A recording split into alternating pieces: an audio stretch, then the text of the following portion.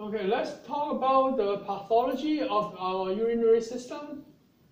There are lots of things can go wrong into our kidney because you can see that there are lots of reaction or mechanism occur in the kidneys.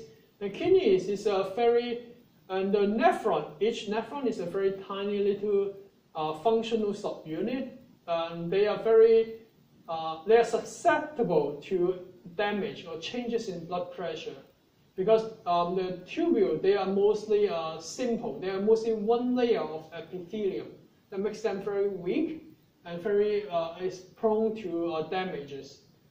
So diabetes, the famous one, hypertension, high blood pressure, and some other autoimmune disease, all these can damage the glomeruli, which is the network of capillaries, resulting in a decreased glomerular filtration rate and causes kidney failure.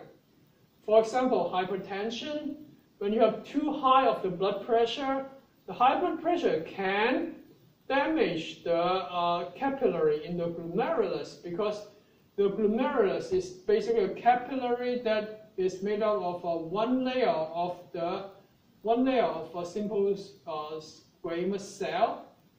And then those are very easy to get damaged if your blood pressure is too high.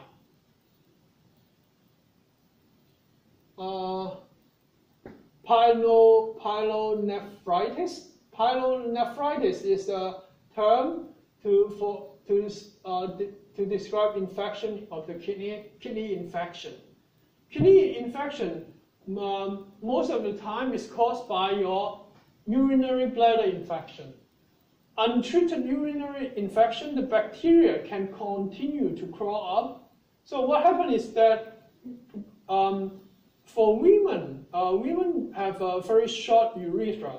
So the bacteria from the opening of the urethra, they only need to crawl a very short distance in order to infect the bladder.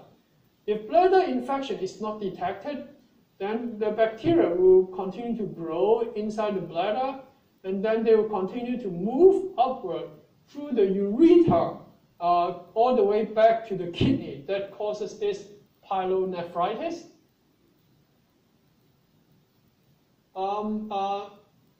Antibiotics is the way to treat it, but the kidney infection can cause severe physical damage to the kidney, even though you use antibiotic to kill the bacteria. And the physical damage in the kidney, most of the time, they're irreversible. Kidney stones. Kidney stones, they are the hard granule formed by the renal pelvis. They contain mostly calcium. Calcium phosphate, they are from your bone, uric acid, and some other proteins. What causes kidney stone? If you have too much animal protein in the diet, that means you eat too much red meat. Imbalanced pH, urine pH, urinary tract infection, all these can cause kidney stones. Most of the kidney stones, they can pass, that means they can be get rid of in our urine unnoticeable, but large kidney stone is very painful. Many guys have this kidney stone issue. It is so painful that some guys, they compare it as a labor pain as women, but the truth is that labor pain of the women is a lot more painful than having a large kidney stone in men. So one of the signs of the kidney damage is you have albumin, meaning the protein in the urine. Protein in the urine, we call this proteinuria.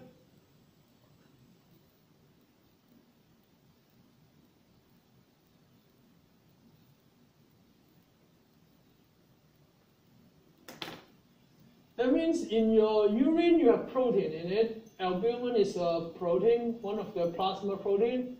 Or you may even have white blood cell or even red blood cell in the urine. In this case, if you have white blood cell or protein in your urine will look cloudy or kind of a milky white or cloudy.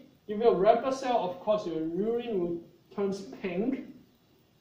2/3 of the nephron, if you have more than 2/3 of the nephron destroyed, what will happen is that urea and other waste product, they may accumulate in the blood. You cannot get rid of those metabolic waste. In this case, you call it uremia.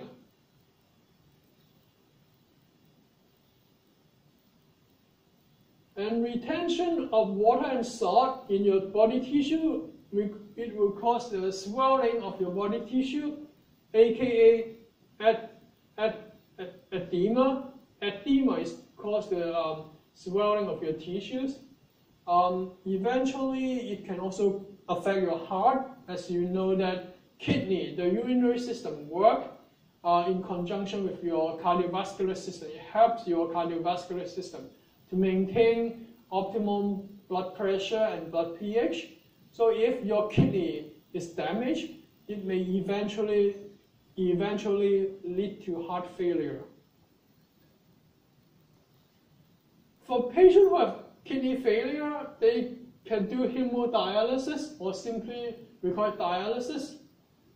So that what do we do is that we connect the patient's blood into a machine that has a semi-permeable membrane, so that the blood of the patient can be cleansed, so-called cleansed, through this semi-permeable membrane in the machine, and then to maintain the regular balance. Basically, the dialysis machine works as an artificial kidney. So this is how it works. So one of the tube is the blood of the patient go into the dialysis machine.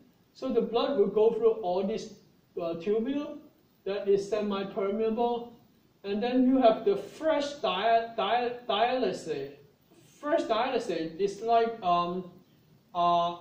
clean ECF. It's like a clean ECF, extracellular fluid, clean extracellular fluid. The clean extracellular fluid, they will absorb the metabolic waste. So the metabolic waste will go through the semi-permeable membrane and go into the clean dialysis. It's like the clean ECF. Then they will accumulate it in the dialysis, and then you have the used dialysis. They will contain the metabolic waste like urea and all the salt. And then after this, the blood is cleansed, then they will go back to the patient's body. So that's the simplified scheme of how the kidney machine works.